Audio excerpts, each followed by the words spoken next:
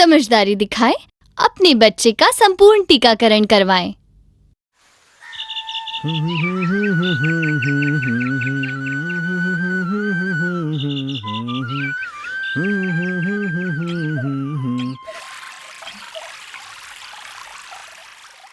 खुशबू जल्दी कर, शाम को मेला देखने चलना है, याद है ना?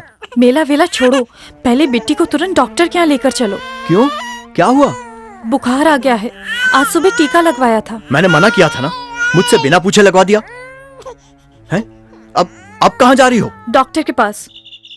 हाँ, ये तो आशा बहन जी हैं। मत किया करो, लेकिन तुम्हें तो अपने मन की ही करनी रहती है। आशा बहन, बिट्टी को टीका लगवाया था, उसके बाद से बुखार है, हम उसे लेकर डॉक्टर के पास जा रहे हैं।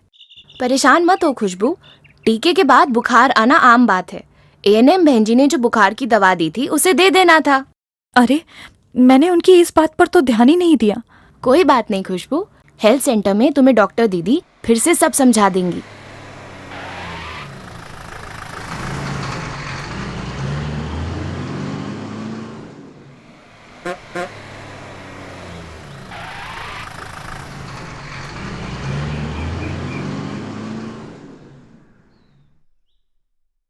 नमस्ते डॉक्टर दीदी।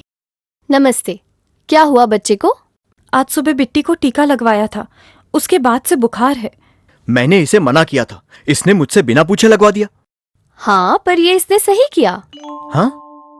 मैं समझाती हूँ। देखो, हमारा शरीर एक किले की तरह है।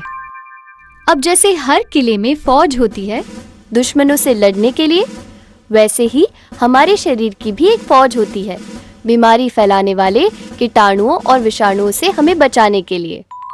तो हमारे शरीर को कौन बचा कर रखता है? जैसे किले को फौज दुश्मनों से बचाती है, वैसे ही हमारे खून में भी काफी सारे बहुत छोटे छोटे कण होते हैं जिन्हें सेल कहते हैं। ज्यादातर लाल होते हैं, पर कुछ सफेद भी होते हैं। ये सफेद सेल हमारे शरीर के सिपाही हैं, हमारे शरीर की फौज। ये बीमारी के कीटाणुओं और विषाणुओं से लड़ते हैं और उन्हें खत्म करके हमें बचाते हैं। अब किसी भी फौज के सिपाहियों जैसे इन सफेद सेलों को भी दुश्मन को पहचानना, लड़ाई के दाव पेच, हथियार चलाना सिखाने की जरूरत होती है। अब इन्हें कैसे सिखाया जाए? इसके लिए हम बच्चे के शरीर में वैक्सीन को पहुंचाते हैं। इसी को टीकाकरण या टीका लगाना कहते हैं। इससे बच्चे को कोई नुकसान नहीं है। टीकाकरण में वैक्सीन को शरीर में इसलिए भेजते हैं ताकि सफेद सेल बीमारी फैलाने वाले कीटाणु या विषाणु की पहचान कर सके और इनसे लड़ना भी सीख ले।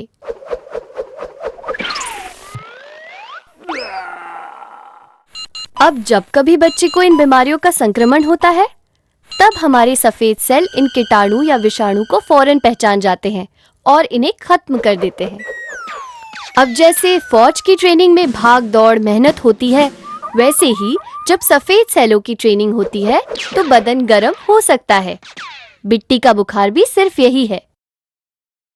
इसका मतलब सिर्फ ये है कि उसके शरीर के सफेद सेल बीमारी के दुश्मनों से जम के लड़ना सीख रहे हैं, ट्रेनिंग ले रहे हैं। यदि बच्चे को बुखार आता है तो एएनएम द्वारा बताए डोज के अनुसार बुखार की गोली पीसकर माँ के दूध के साथ देना चाहिए। इससे सफेद सेल की ट्रेनिंग भी हो जाएगी और बुखार भी ठीक हो जाएगा। और अगर सूजन हो तो थोड़ी बर्फ या ठंडे कपड़े से सिकाई कर देना चाहिए। अब मेरी बिट्टी को कोई बीमारी नहीं होगी ना? हम बच्चों को उन जानलेवा बीमारियों के टीके लगाते हैं जिनसे उन्हें इस उम्र में सबसे ज्यादा खतरा होता है, जैसे टीबी, पोलियो, गलघोटू, काली खांसी, टिटनस, खसरा, हेपेटाइटिस बी और जापानी एन्सेफेलाइटिस। बिट्टी को ये सभी टीके सही समय पर लगवाओगी तो बिट्टी का इन खतरनाक बीमारियों से बचाव होता रहेगा। अच्छा। एएनएम ने टीकाकरण के समय जो 4 मुख्य बातें बताई हैं, उन्हें याद रखना कि कौन सा टीका दिया गया है और ये किस बीमारी से बचाव करता है। टीकाकरण के बाद कौन से मामूली प्रतिकूल प्रभाव जैसे सूजन, बुखार, चिड़चिड़ाहट और गांठ हो सकते हैं और उनसे कैसे निपटा जाए। अगले टीके के लिए बच्चे को कब और कहां लेकर आए एवं टीकाकरण कार्ड को सुरक्षित रखें और अगले टीकाकरण के समय साथ लाए। समझ गया। अब से हम बिट्टी के सभी टीके सही समय पर लगवाएंगे। हाँ, याद रखिए, बच्चे को टीका लगवाने के बाद प्रतिकूल प्रभाव होने के बावजूद अगला टीका समय पर जरूर लगवाएं।